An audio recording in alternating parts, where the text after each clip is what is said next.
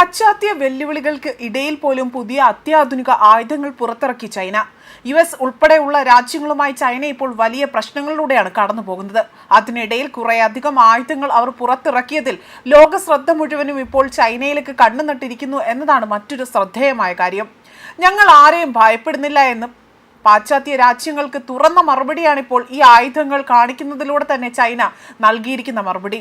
മിസൈലുകൾ, ഡ്രോണുകൾ, അതുപോലെ തന്നെ ലേസറുകൾ തുടങ്ങിയ അത്യാധുനിക ആയുധങ്ങളാണ് ചൈന ലോകത്തിന് മുന്നിൽ പ്രദർശിപ്പിച്ചതും.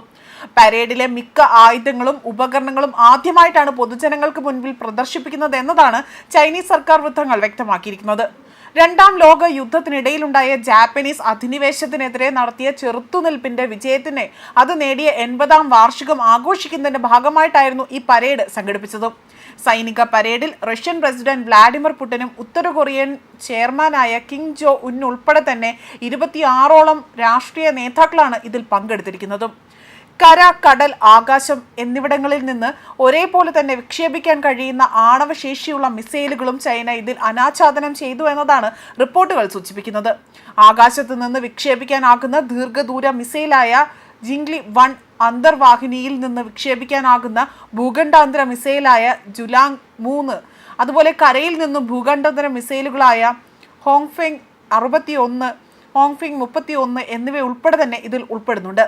രാജ്യത്തിന്റെ പരമാധികാരവും അന്തസ്സും സംരക്ഷിക്കുന്നതിനുള്ള ചൈനയുടെ തന്ത്രപരമായ ആ ഒരു തുറുപ്പുചീട്ടാണ് ഈ ആയുധങ്ങളെന്നാണ് ചൈനീസ് മാധ്യമങ്ങൾ ഇതിനെ വലിയ രീതിയിൽ ആഘോഷമാക്കിക്കൊണ്ട് വിശേഷിപ്പിച്ചിരിക്കുന്നത്.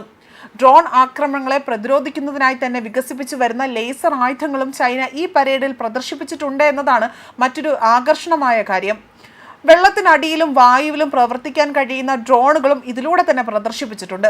കപ്പലുകളിൽ നിന്ന് വിക്ഷേപിക്കാൻ രൂപകൽപ്പന ചെയ്തിരിക്കുന്ന ആളില്ല ഹെലികോപ്റ്ററുകളും ഇക്കൂട്ടത്തിൽ ഉണ്ടായിരുന്നതായും റിപ്പോർട്ടുകൾ സൂചിപ്പിക്കുന്നുണ്ട്.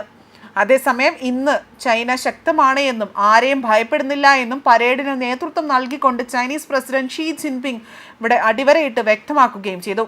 ചൈനീസ് ജനത ആക്രമണത്തെ ഭയപ്പെടാതെ തന്നെ സ്വാശ്രയരും ശക്തരുമായ ജനതയാണ് എന്നും അതേസമയം സമാധാനപരമായ വികസനത്തിന്റെ പാത ഞങ്ങൾ പിന്തുടരുകയും മനുഷ്യരാശിക്ക് പങ്കാളിത്തപരമായ ഒരു ഭാവി കെട്ടിപ്പടുക്കുന്നതിന് എല്ലാ രാജ്യങ്ങളിലെയും ജനങ്ങളുമായി കൈകോർത്ത് പ്രവർത്തിക്കും എന്നതാണിപ്പോൾ അദ്ദേഹം ഈ പരേഡിന് മുന്നോടിയായി അഭിസംബോധന ചെയ്തുകൊണ്ട് തന്നെ വ്യക്തമാക്കിയിരിക്കുന്നത്.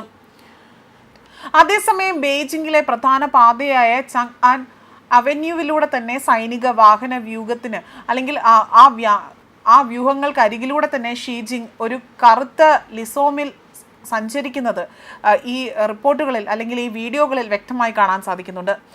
അതുപോലെ തന്നെ വാഹനത്തിൻ്റെ സൺറൂഫിൽ 4 മൈക്രോഫോണുകൾക്ക് മുന്നിൽ നിന്നുകൊണ്ട് തന്നെ അദ്ദേഹം സൈനികരെയും അണിനിരന്ന മിസൈലുകളെയും ഒക്കെ തന്നെ സൈനിക വാഹനങ്ങളെയും കടന്നു പോകുമ്പോൾ അഭിവാദ്യം ചെയ്യുന്നതും ഇതിലൂടെ കാണാൻ സാധിക്കുന്നു.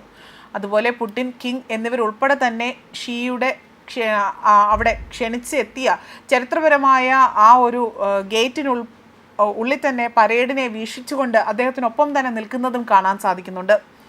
ഇതിനെല്ലാം ഇടയിലാണ് തങ്ങൾ ആരെയും ഭയപ്പെടുന്നില്ല എന്ന് വ്യക്തമാക്കിക്കൊണ്ട് ചൈനയുടെ അത്യാധുനികമായ പുതുപുത്തൻ ആയുധങ്ങൾ ഇപ്പോൾ പൊതുജനങ്ങൾക്ക് മുൻപിൽ ഉൾപ്പെടെ തന്നെ അത് പ്രദർശനത്തിനായി എത്തിച്ചിരിക്കുന്നത് ഈ പരേഡിൻ അതിലൂടെ തന്നെ.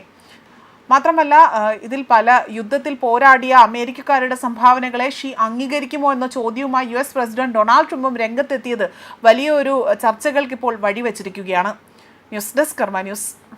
ഈ ഓണത്തിന് മൈജിയിൽ മൊബൈൽ ഫോണുകളുടെ മാസ് കളക്ഷൻ, മാസ് വിലക്കുറവ്, സൂപ്പർ EMI ഓപ്ഷനുകൾ, ബ്രാൻഡ് ഓഫറുകൾ, ഇതിലെല്ലാത്തിലും ഉപരി മൈജി സ്പെഷ്യൽ ഓണം ഓഫറുകൾ. മൈജി ഓണം മാസ് ഓണം.